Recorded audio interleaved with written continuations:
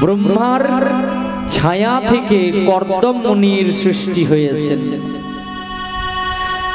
স্বয়ংভূ মনুর পরম আদরণীয় বংশবৃত্তান্তে ব্রহ্মা পুত্র মহাযোগী কর্দম মুনি, তার পত্নী হলেন এই দেবহূতি নামে প্রসিদ্ধা স্বয়ংভূ মনুর কন্যা। ব্রহ্মা কর্তৃক প্রজা সৃষ্টির আদেশ প্রাপ্ত হয়ে কর্দম ঋষি প্রথমে তপস্যা করলেন সরস্বতী নদীর তীরে। আগেই বিবাহ করব না, আগে সাধন ভজন করে শরীরকে সংসারী উপযোগী করব, তারপর। কর্দম মুনি ব্রহ্মার থেকে আদেশ প্রাপ্ত হয়ে 10 সহস্র বৎসর সরস্বতী নদীর তীরে তিনি ভগবান শ্রী চতুর্ভুজের নারায়ণের তপস্যা করলেন। পদ্ম পলাশ লোচন শ্রীহরি কর্দম মুনির তপস্যা আরাধনায় প্রসন্ন হলেন। বৎস, উঠো, চেয়ে দেখো, আমি এসেছি। শোনো, তোমার আরাধনায় আমি প্রসন্ন। তুমি এখন সংসার করো, গৃহস্থ ধর্ম অবলম্বন করে প্রজা সৃষ্টি করো, এটা আমার ইচ্ছা। ভগবান আমাকে বউকে দিবে, পত্নীকে দিবে, আমি কোথায় কন্যা পাবো? চিন্তা নাই, যথাসময়ে কন্যা তোমার কাছে পৌঁছাবে। ভগবানের উপদেশ অনুসারে স্বয়ংভূ মনুর কন্যা দেবহূতিকে নিয়ে চললেন ব্রহ্মা স্বয়ংভূ মনু।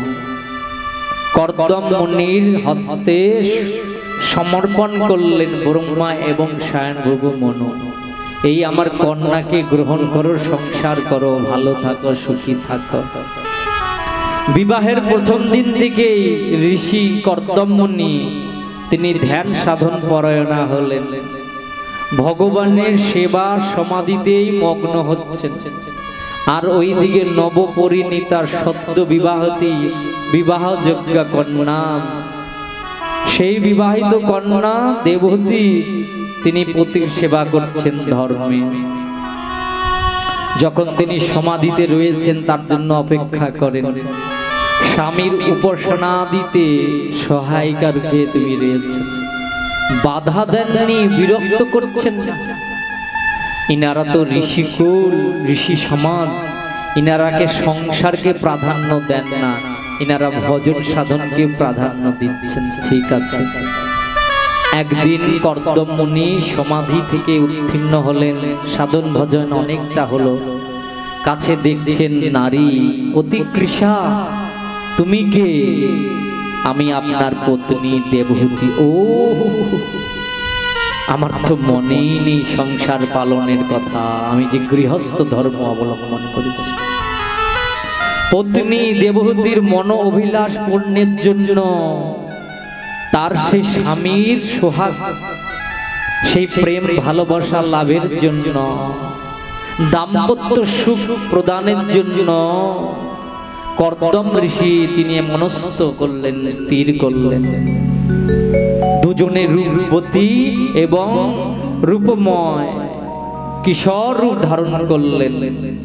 আর মন দ্বারা একটি বিমান তৈরি করেছেন। সেই বিমানের উপর সব রয়েছে সংসারের যাবতীয় বস্তু।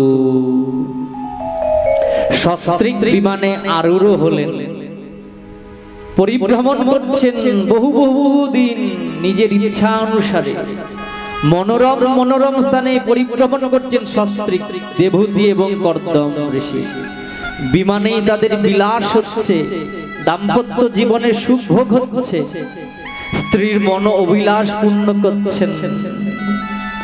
শেষে হলো কি না, দেখতে দেখতে 100 বৎসর কাল ব্যাপী এরকম সংসার আনন্দ উপভোগ করলেন, বিহার আনন্দ উপভোগ করলেন দেবহূতি মাতা এবং কর্দম ঋষি। পরিণামে তাদের গর্ভে, দেবহূতির গর্ভে সর্বাঙ্গ সুন্দরী রক্তোৎপল গন্ধা বিশিষ্ট 9টি কন্যা সন্তানের আগে জন্ম হলো।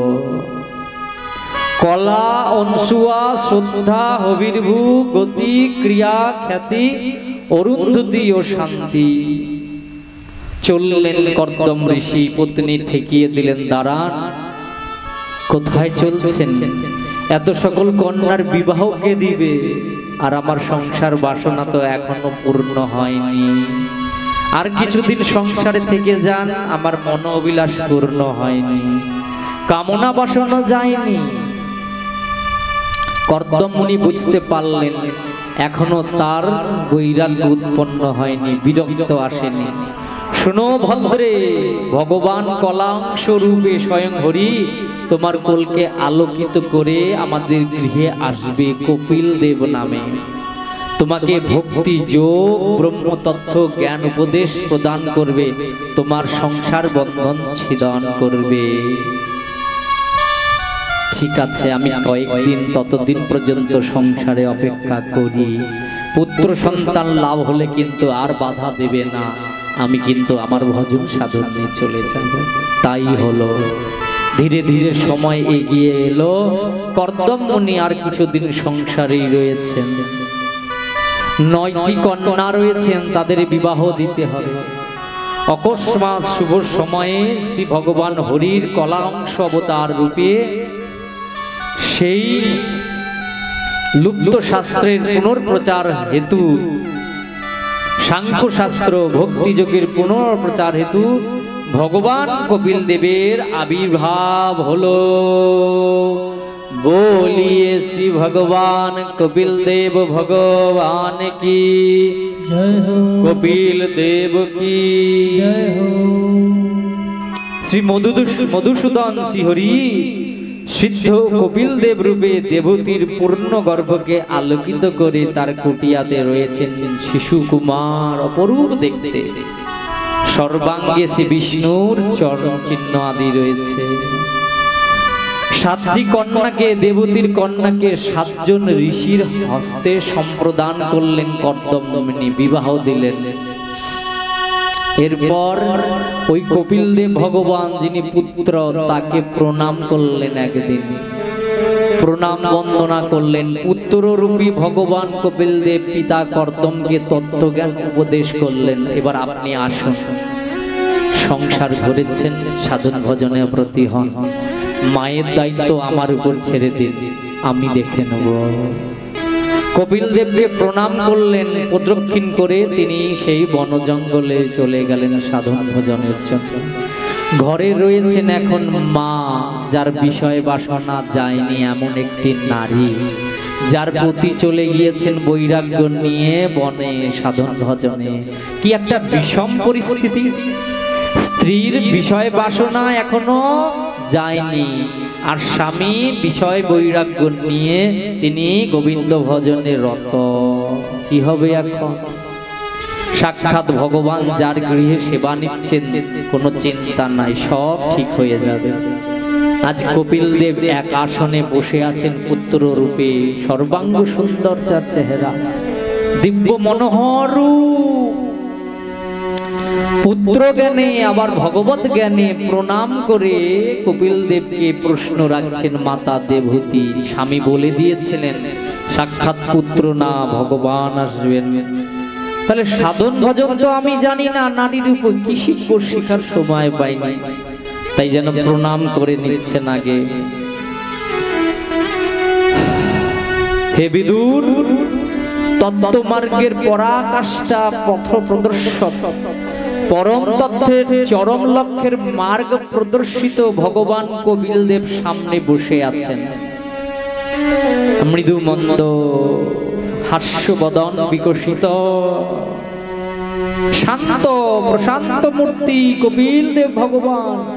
আমি চাই মা একবার মুখ খুলুক, মা আমার কাছে মুখ খুললেই মার সমস্ত সমস্যার সমাধান করে দিব। আরে আমার কাছে জীব জগৎ যদি না আসে, কৃপা করব কি করে? ঘর দরজা আটকিয়ে বন্ধ করে বসে আছেন যাতে কানে কথা না আসে, যাতে গোবিন্দের কথা কানে না আসে। কানে বাজে এই সকল মাইকের আওয়াজ, তাই কানে তালা লাগিয়ে, ঘরে তালা লাগিয়ে যে যার মতন পড়ে যাচ্ছে। কাছে এসে ভগবানকে প্রণাম করব, ভাগবতকে প্রণাম করে সামনে শুনে শক্তি সঞ্চার করব, সময় নাই, ইচ্ছা নাই। ঠিক আছে, তাও শব্দ যন্ত্রের মাধ্যমে যত দূর যাচ্ছে ভগবানের এই কথা কানে গেলেও কৃপা। যারা যারা গৃহে বসে শ্রবণ করছেন, হা গোবিন্দ ভাগবত ভগবান তাদের সকলকেই কৃপা করো। যারা শ্রবণ করছেন গৃহ বসে সকলকেই কৃপা করো। আর যারা আসতে চাইছেন তোমার চরণতলে ভাগবত আসরে, তাদেরকে নিয়ে এসো, কাছে নিয়ে এসো। দেখো ভাগবত আসরে বসে শ্রবণ করতে কেমন আনন্দ লাগে, কেমন একটা রস উৎপন্ন হয়, শিরোহরণ হয়, রোমাঞ্চ হয়। মুখ খুললেন মাতা দেবহূতি নারী, আপন পরিস্তুতি বলছেন, আমরা তৈরি হচ্ছি একটি ভজনের জন্য।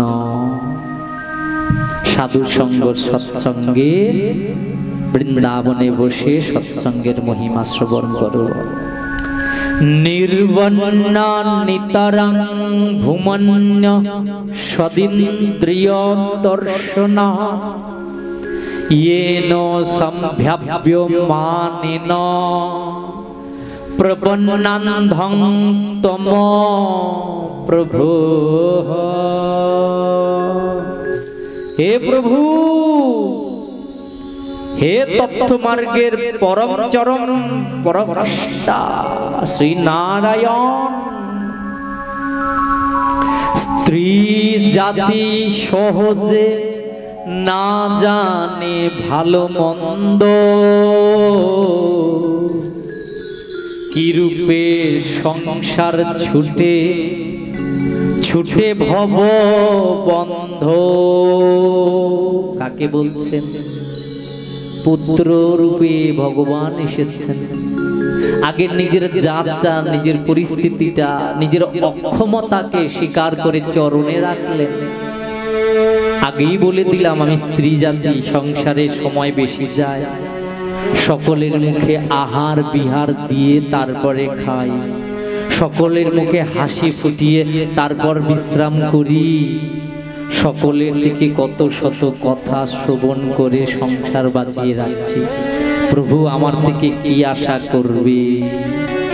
তাই বলছেন স্ত্রী জাতি সহজে না জানে ভালো মন্দ, কি রূপে সংসার ছুটে ছুটে ভব বন্ধ। ভব বন্ধ অজ্ঞান তিমির অন্ধ মুই মুরমতি, জ্ঞান চক্ষু দিয়া মোর খণ্ডাও দুর্গতি।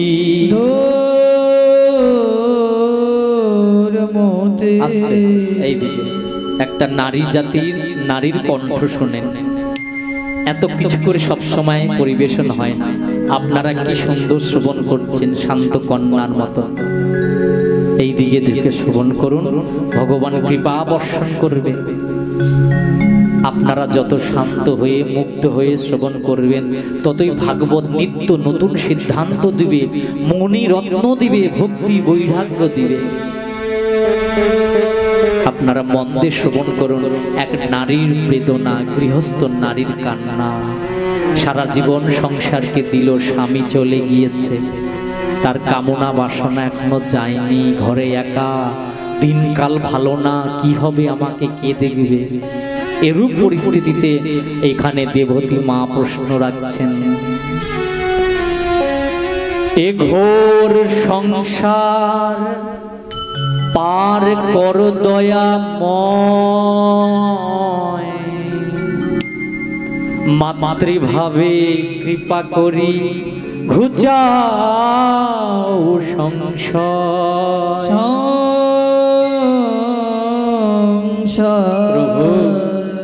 তুমি তো আগে দেখবে ভজন আছে নাকি নাকি, আগে দেখবে কত মালা করি, আগে দেখবে ত্রিসন্ধ্যা করি কিনা, আগে দেখবে গুরুকরণ করেছে কিনা, আগে দেখবে আমার নিয়ম নিষ্ঠা, তাই না?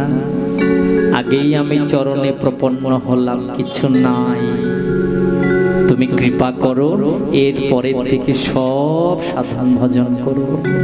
শোনো, যদি আমি যোগ্য না হই তোমার চোখে, যোগ্য না হই, যোগ্য না, আমার তো সাধন ভজন নাই, তুমি দেখতেই পাচ্ছ, তাহলে আমি অবলা সরলা এক গৃহস্থ নারী। শোনো, মাতৃভাবে কৃপা করতে পারবে? ভক্ত জ্ঞানে না, সাধিকা জ্ঞানে না, আমাকে মা রূপে একবার কৃপা করতে পারবে?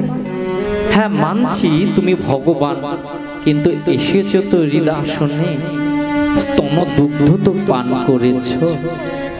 তাহলে প্রভু বলি, নিবেদন রাখি, ভক্ত না আমি, যোগ্যা না আমি, তবে মা তো ভাবতে পারো। তাহলে এই মায়ের তুমি কৃপা করো, মাতৃভাবে দয়া করো, আমায় বলো আমার সংসার বাসনা কেন পূর্ণ হয় না, ছেদ হয় না, সম্পন্ন হয় না, যায় না।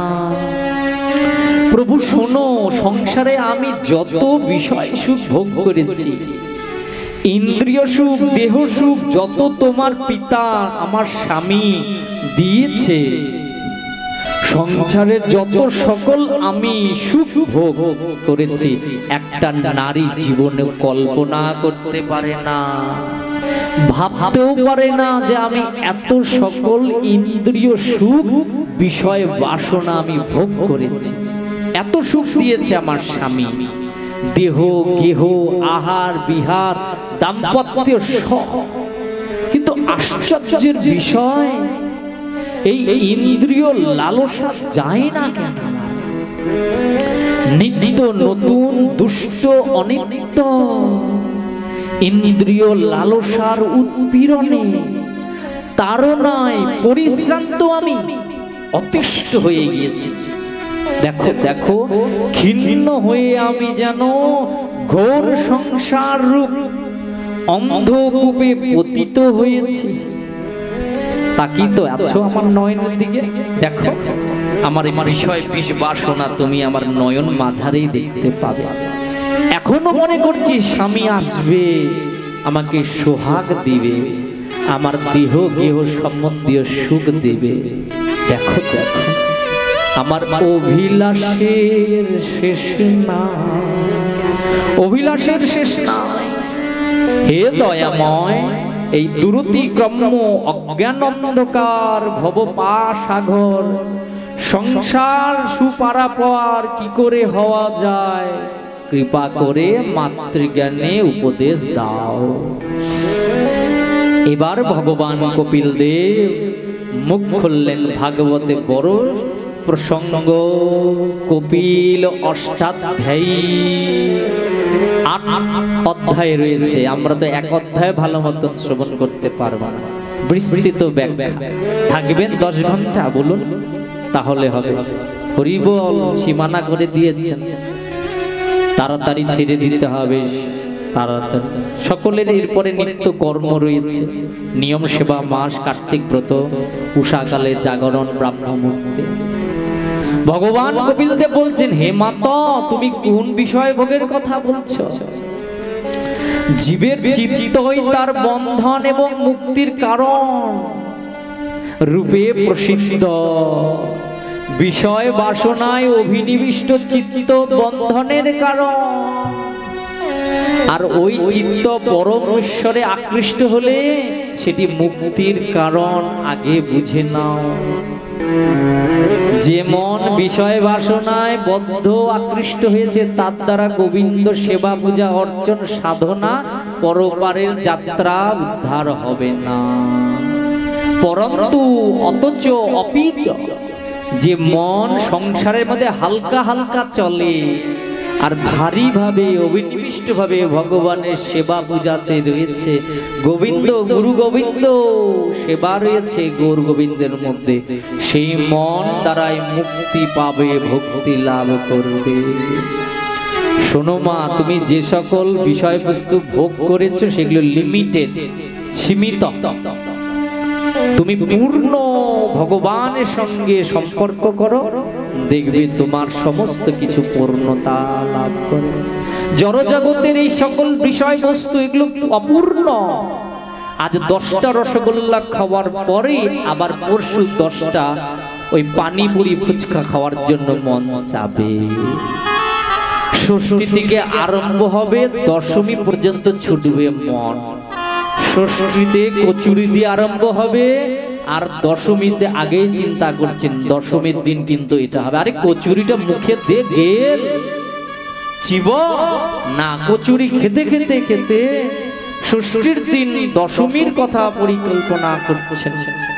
শোনো মা, না কচুরি, না পানিপুরি, না কচুর শাক, না পুত্র কন্যা, আসবাবপত্র, আলমারি, ওয়ার্ড্রপ, জামা কাপড়, স্বর্ণ অলংকার, টাকা পয়সা, ব্যাংক ব্যালেন্স, রূপ সৌন্দর্য কেউ তোমাকে ফুর্তি দিতে পারবে না। চিরন্তন সুখী কেউ করতে পারবে না, কোথাও শান্তি পাবে না।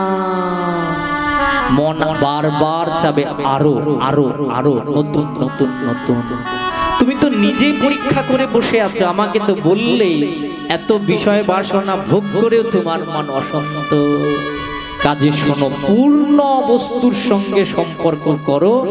অর্ধ বা অনিত্য বিষয় বস্তুর সাথে থাকলে তোমার কখনোই মনে প্রাণে শান্ত বা ঠান্ডা হবে না।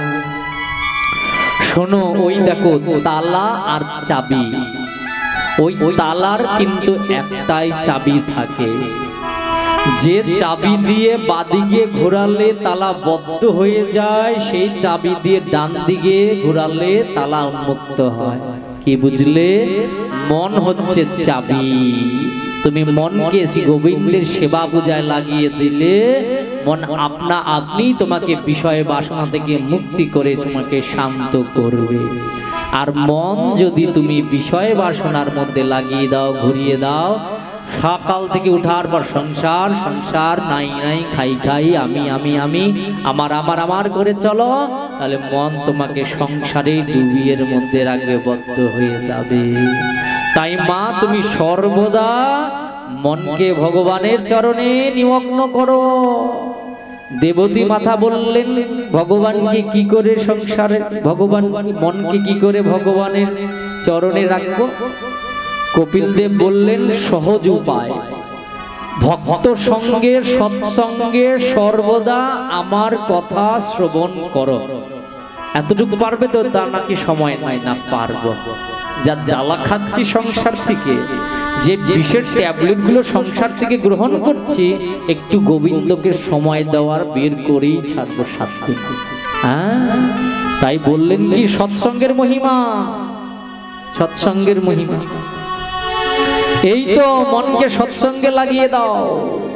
সাধু সন্তগণের সঙ্গ, শ্রী গোবিন্দের ভক্তজনের সঙ্গে ভক্ত সঙ্গ করো, আপনা আপনি মন ভগবানের চরণে লেগে যাবে।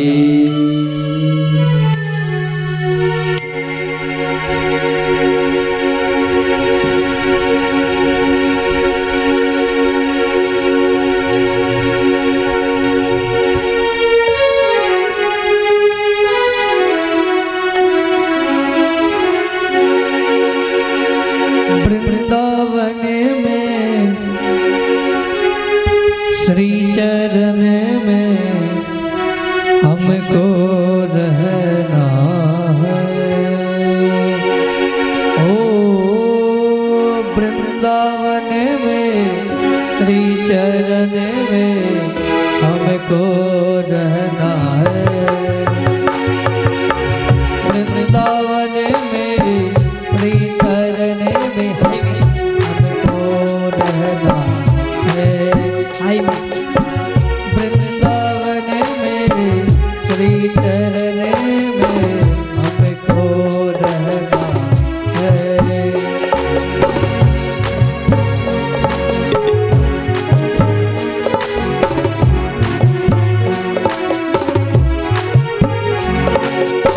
संतन के संग बैठे बैठे मोहे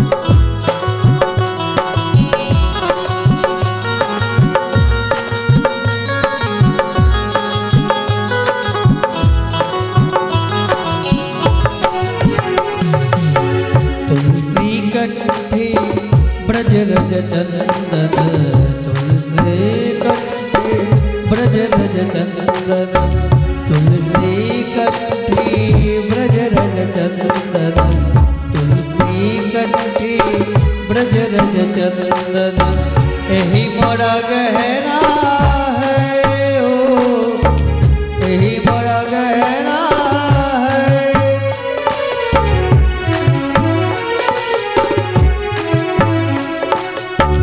तुलसी कंठी ब्रज रज चंदन, तुलसी कंठी ब्रज रज चंदन यही मोरा गहना है ओ, यही मोरा गहना है।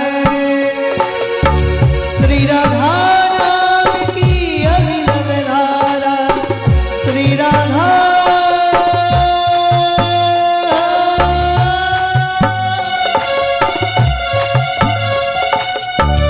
श्री राधा नाम की अभिनव धारा, श्री राधा नाम की अभिनव धारा, तू मेरे संग संग रहना,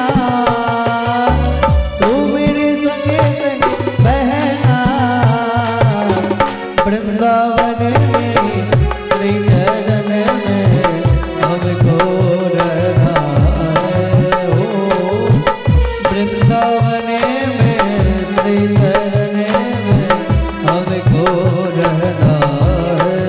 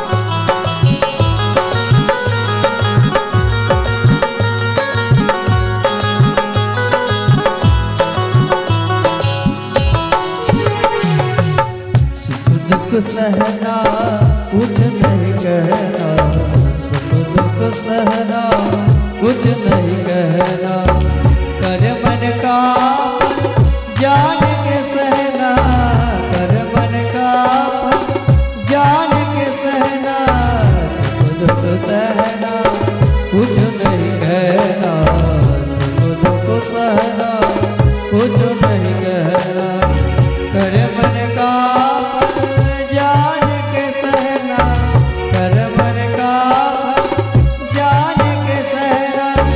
श्री राधा नाम की अभिनव धारा, श्री राधा श्री राधा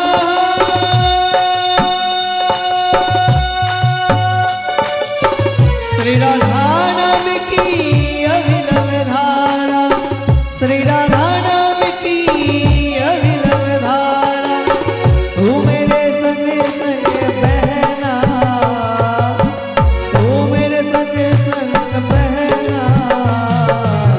वृंदावन में श्री चरण में हमको रहना है ओ, वृंदावन में श्री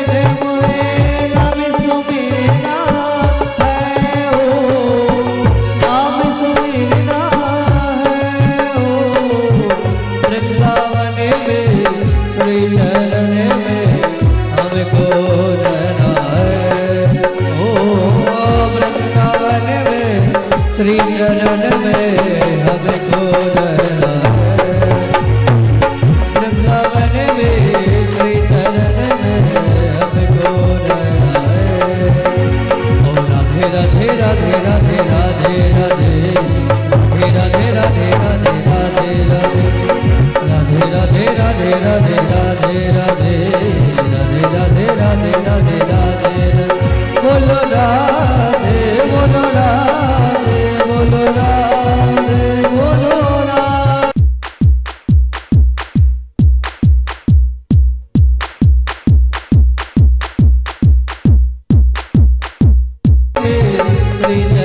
चरण में हमको रहना है वृंदावन में श्री चरण में हमको रहना है।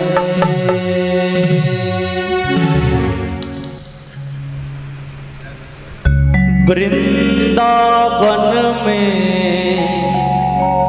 श्री चरण में हमको रहना है। वृंदावन में श्री चरण में हमको रहना है।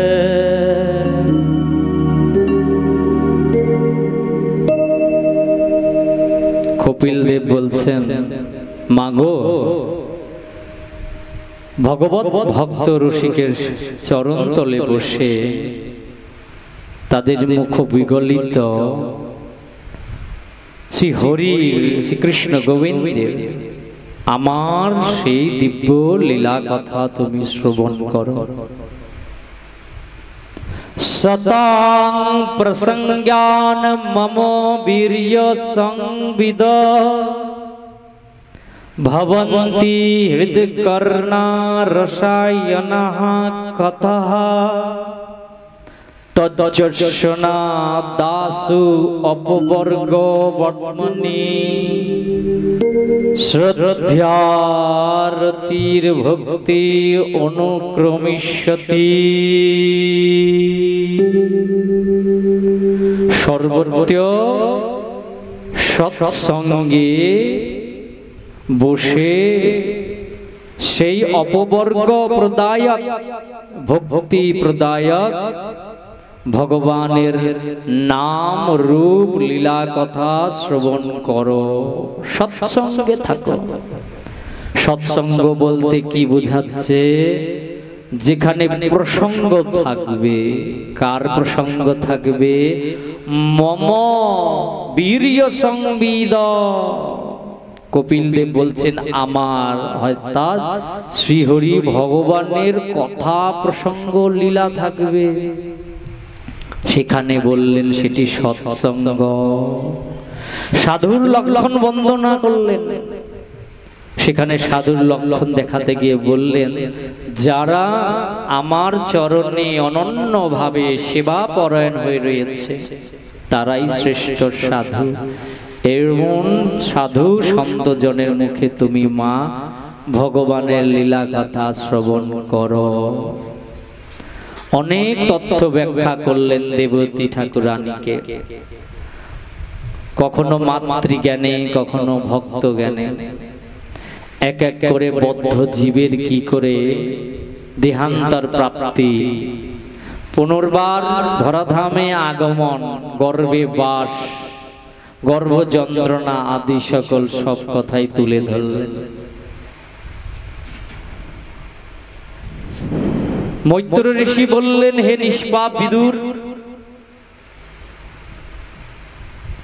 এইভাবে দেবতী কপিল উপদৃষ্ট ভক্তি যোগ মার্গ অবলম্বনে ভগবান শ্রী বাসুদেবের নিমগ্ন চিত্তা হলেন। স্বয়ং দেবতী মাতা কপিল দেবের মুখে ভগবত তত্ত্ব শ্রবণ করে তার সংসার বাসনার তৃষ্ণা বিরাম হলো, বিশ্রাম হলো।